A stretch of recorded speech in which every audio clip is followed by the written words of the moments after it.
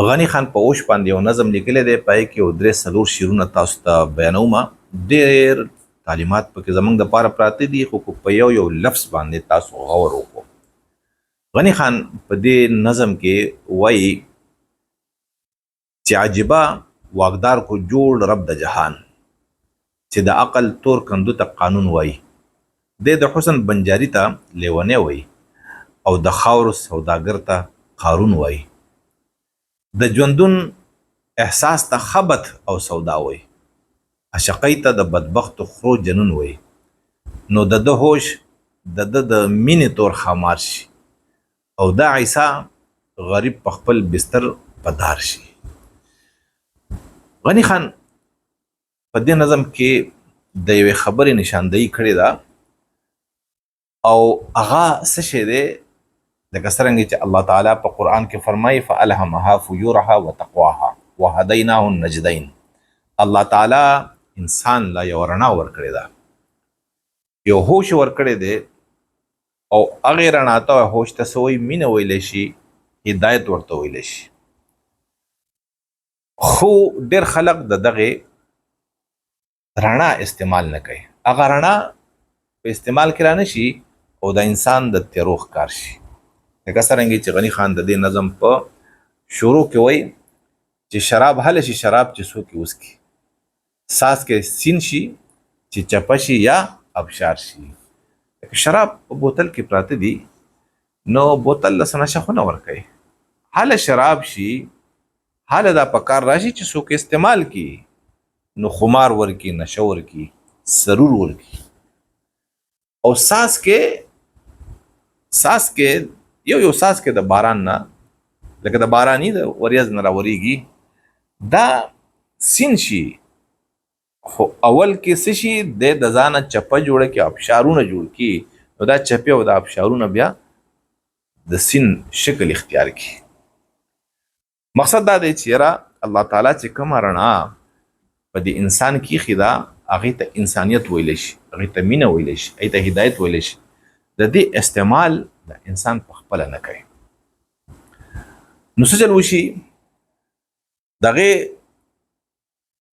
لکه نقصان څه دی؟ نو نقصان دا دی چې عجیبه واقدار کو جوړ رب د جهان، چې د عقل تور کندو ته قانون وایي. دا انسان خو د دې دنیا بیا واقدار شي او په اکثریت کې شي فیصلې کوي. نو دی څه کوي؟ دی د عقل چې تورې تیری دي هغې ته قانون وایي، هغې ته نظام وایي.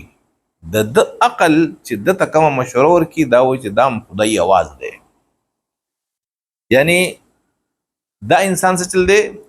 دی بیا ګمراهۍ ته هدایت وایي، تیارو ته رڼا وایي، دوست ته دشمن وایي، دشمن ته دوست وایي، او دغه رنګې تور ته سپین وایي، سپین ته تور وایي. ظلم ته عدل وایي، عدل ته ظلم وایي، ظالم ته عادل وایي، او مظلوم ته بیا مظلوم نه وایي. دته څیزونه الټه ښکارېږي. دا ولې؟ دی د هغې رڼا استعمال نه کوي. نو دغه رڼا چې کله د ده په وجود کې الله ایښې ده او دی نه استعمالوي، دی په استعمال کې نه راولي، نو د ده نه الله تعالی د معرفت د علم هغه نعمت اوچت کړي. الله ته اوچت نه کړي، دی ځانه په خپله اوچت کړي. الله خو پکې ایښي دی دا نعمت. نو بیا څه چل کوي چې د حسن بنجاري ته، دی د حسن بنجاري ته لیونی وایي، او د خاورو سوداګر ته قارون وایي. کم انسان چې حسن خرڅوي، حسن ویشي، روان وي، وایي چې دنیا دې ښایسته شي، دا جهان دې ښایسته شي، هر انسان دې ښایسته شي. غواړي چې یاره چېرته دې غلاظت رانشي. نو څه وایي؟ دغې د حسن د بنجاري ته چې دا په کوڅه کوڅه ګرځي، حسن ویشي، هغه ته وایي دا لیونی دی. او الټه شو که نه، ګوره تور ته سپین او سپین ته تور وایي. نو بیا څه کوي؟ د خاور سوداګر ته قارون وایي. کم انسان چې خاورې خرڅوي صرف د خپل خېټې په خاطر باندې ماده جمع کړې ده، ماده پرست دی، هغه ته خوش قسمته وایي، هغه ته خوش نصیبه وایي. او د ژوندون احساس ته خبط او سودا وایي. خبط غلط ته وایي. څوک چې د ژوند احساس لري چې انسان د ژوندې پاتې شي او په ژوند کې د تمام حقوق دته حاصل شي، نو دغه سوچ ته دی څه وایي؟ غلط سوچ وایي. او سودا ورته وایي، لیونتوب ورته وایي. عشقۍ ته د بدبختو خرو جنون وایي. څوک چې عشق کوي، څوک چې د الله سره مینه کوي، د الله د مخلوق سره مینه کوي، چا چې د خپل نفس نه لار اغستی او په خپل نفس خپويږي، نو هغه ته څه وایي؟ دا وایي د بدبختو خرو جنون، لیونتوب.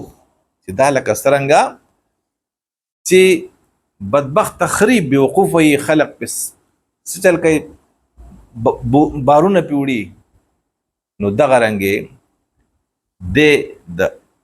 د عاشقي چې څوک کوي، عاشق مزاج چې دی په الله چې کوم مین خلق ته د الله ولیان، هغوی ته هم دغسې نسبت دی ورکوي.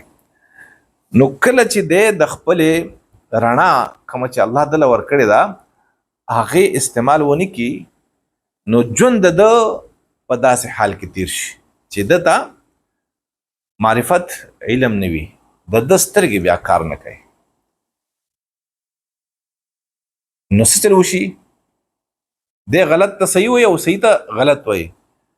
نو غني خان په دې آخري شعر کې وایي چې د ده هوش د ده د مینې تور خامار شي. دله چې الله کوم رڼا ورکړې وه د هغې د استعمال ونه کو، نو هغه رڼا د ده څه چلو کو، د ده د مینې تور خامار شو. مقصد دی چې د په استعمال کې دغه رڼا رانه وستله، نو د نه په خپله درنده جوړ شو، د ده نه په خپله خر جوړ شو، د ده نه په خپله څاروی جوړ شو، د ده نه په خپله خامار جوړ شو. د ده هوش د ده د مینې تور خامار شي. د ده چې کوم حیوانیت و، د ده چې کوم حماقت و، د ده چې کوم هغه خیانت و کوم چې د الله تعالی د هغې هدایت سره کړی و، دغه خیانت څه چلو کو، د انسانیت یې وخوړو، په خپل یې وخوړو. چا پې وخوړو؟ ده پې په خپل وخوړو. او دا عیسی غریب په خپل بستر په دار شي. نو دغه رڼا چې ده دغې ته غني خان پیغمبري صفت وایي. دا پیغمبري صفت لکه ګوره یو پیغمبر چرته دوکه نه خوري، یو پیغمبر دوکه کیږي نه. دا ولې نه دوکه کیږي؟ هغه الله تعالی د معرفت علم ورکړی، هغه ته پته لګي چې یاره دا دوکه باز دی او دا صحیح دی. هم منافق هم پیژني، هغه مؤمن هم پیژني، کافر هم پیژني. مونږ خو څوک نه پیژنو که نه، په یو کور کې را سره د خپل مور او د پلار نه رانه پیدا شي، نه پیژنو چې دا زما دشمن دی خو دوست دی.